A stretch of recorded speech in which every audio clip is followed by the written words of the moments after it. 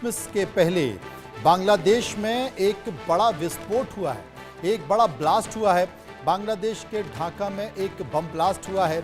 माघ बाजार इलाके में ये बम ब्लास्ट हुआ है। पेट्रोल बम बताया जा रहा है और इस ब्लास्ट में एक व्यक्ति की मौत हो गई है, एक घायल बताया जा रहा है। तमाम लोग मेरे साथ मौजूद हैं। अनिल तिवारी जो कि रक्षा मामलों के विशेषज्ञ हैं। अनिल जी, कैसे लें हम इस मामले को?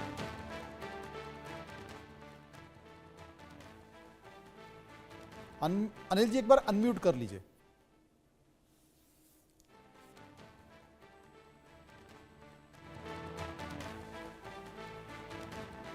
अनिल जी, फोन को अनम्यूट कर। तो हाँ, सुन पा रहे हैं अभी? जी जी, आपकी आवाज आ रही है।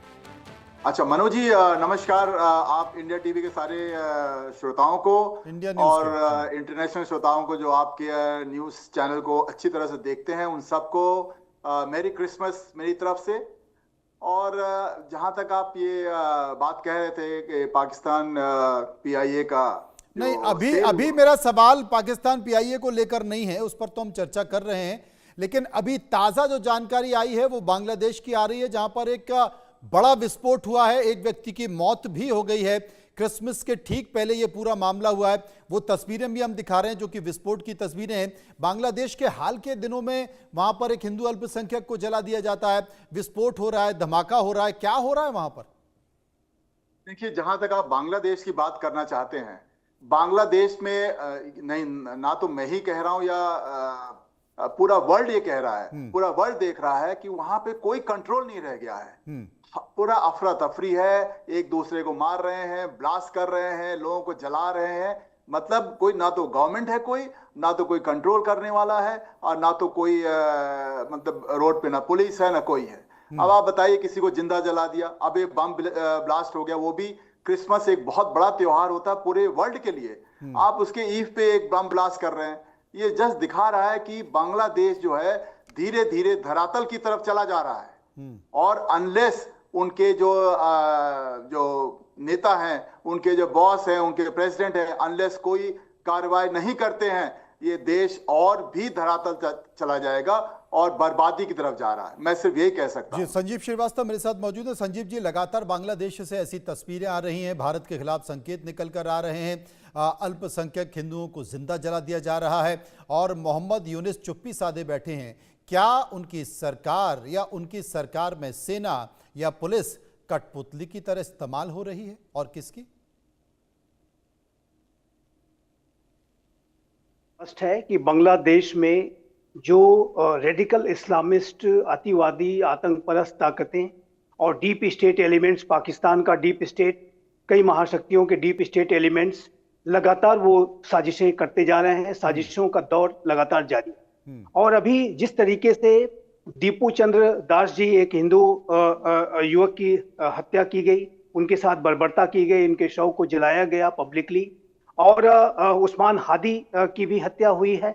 और जाहिर है कि उसके बाद से बांग्लादेश में उस्मान हादी की हत्या के बाद जिस तरीके से वहाँ के कट्टरपंथियों ने इस सारे विषयों को लेकर के भारत को भी टारगेट करने की और भारत के ऊपर बेसलेस एलिगेशंस लगाने की जो कोशिशें की, साजिशें की, उससे ये बिल्कुल स्पष्ट है कि बांग्लादेश में ये जो कट्टरपंथी हैं उसको, उस पूरी टेरिटरी को ऑन द बॉयल रखना चाहते हैं। और ये जो बम ब्लास्ट की जो लेटेस्ट जो रिपोर्ट आपने बताई मनोज जी, ये मेरे असेसमेंट के मुताबिक उसी तरीके की जो साजिश जो कि उस्मान हादी की हत्या के बाद देखी गई थी, उसी का हिस्सा हो सकती है।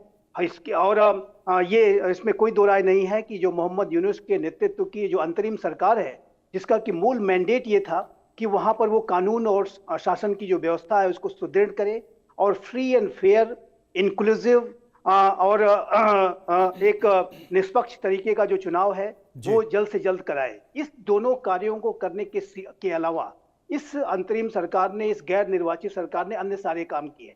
विदेश नीति संबंधी बड़े बड़े निर्णय लेना, एक आतंकपरस्त राष्ट्र पाकिस्तान जिसके साथ बांग्लादेश का बहुत ही काला और घृणित अध्याय है, उसको दरकिनार करते हुए उनके साथ गलबैयां करना, चाइना की यात्रा पर चले जाना और उससे संबंध बढ़ाने की कोशिश करना, अमेरिका को लुभाने की कोशिश करना, ये जो सारे विदेश नीति, रक्षा नीति, आर्थिक नीति संबंधी जो बड़े बड़े निर्णय हैं, वो मोहम्मद यूनुस को करने का कोई हक नहीं था। ये गैर निर्वाचित सरकार है। इसका जो काम था वो ये था कि जल्द से जल्द कानून और शासन की व्यवस्था को बेहतर बनाए कट्टरपंथियों के खिलाफ कार्रवाई करे और फ्री एंड फेयर और इंक्लूसिव इलेक्शंस जल्द से जल्द कराए।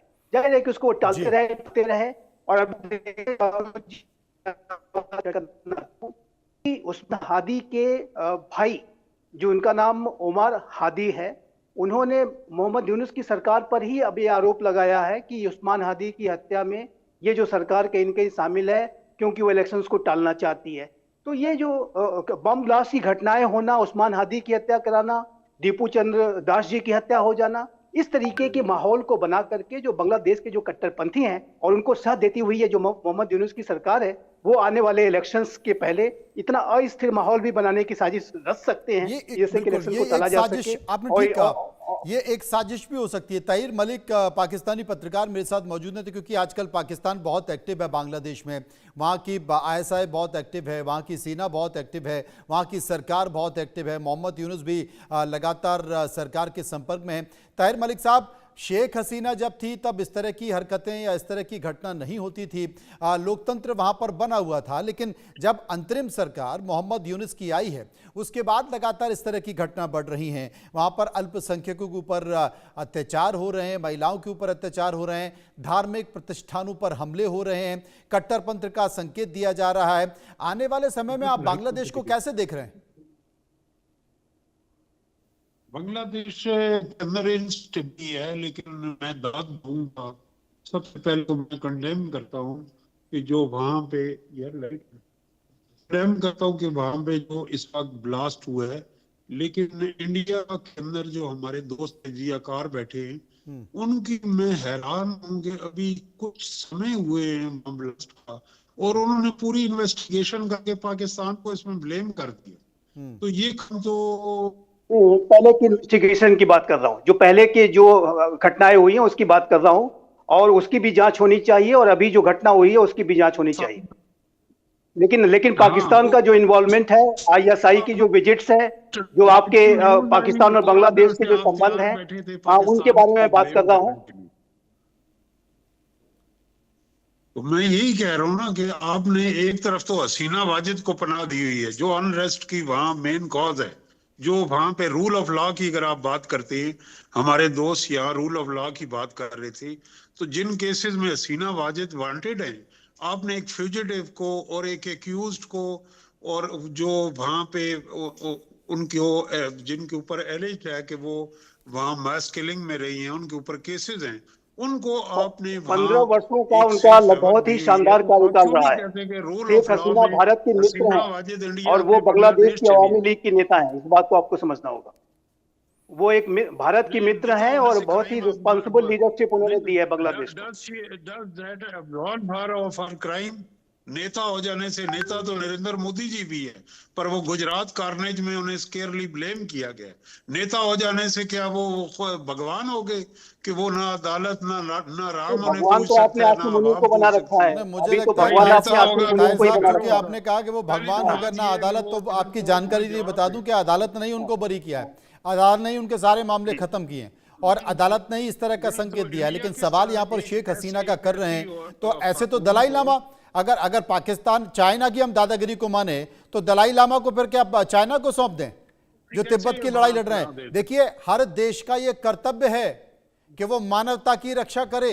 हर देश का ये कर्तव्य है कि जो गलत हो रहा है उसका वो साथ दे। शेख हसीना के ऊपर इतने सारे मामले लाद दिए, फांसी की सजा दे दी है, इतने सारे धारा लगा दिए, तो भारत ये बर्दाश्त नहीं कर देगा। और भारत का जो वसुदेव कुटुंबकम का जो नारा है कि वो पूरे विश्व को अपना कुटुंब मांगता है और कहीं भी गलत होगा तो भारत उसके साथ खड़ा होगा।